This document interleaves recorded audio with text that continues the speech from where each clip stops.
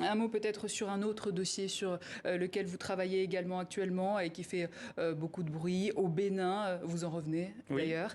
La candidate du parti Les Démocrates, Rekia Madougou, que vous défendez, a écopé de 20 ans de prison et 50 millions de francs CFA d'amende, une juridiction qui ne serait pas impartiale ni indépendante selon vos mots. Est-ce qu'elle pourrait aujourd'hui bénéficier d'un recours ? Alors, elle peut bénéficier d'un recours, mais le problème, c'est est-ce que ce recours sert à quelque chose?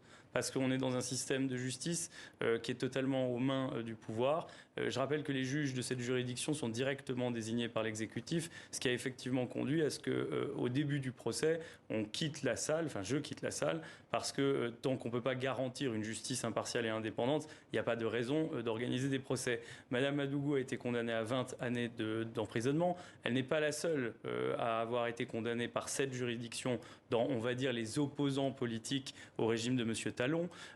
D'autres opposants ont connu le même sort, soit l'exil, soit l'emprisonnement.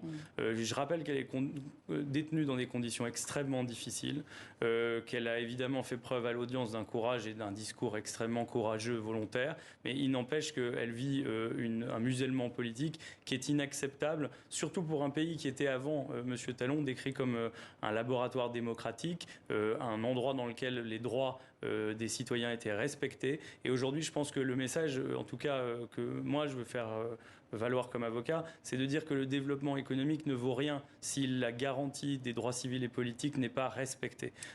Donc voilà, c'est une situation vraiment alarmante et vraiment difficile pour Madame Madou. Merci, Maître Antoine Wey.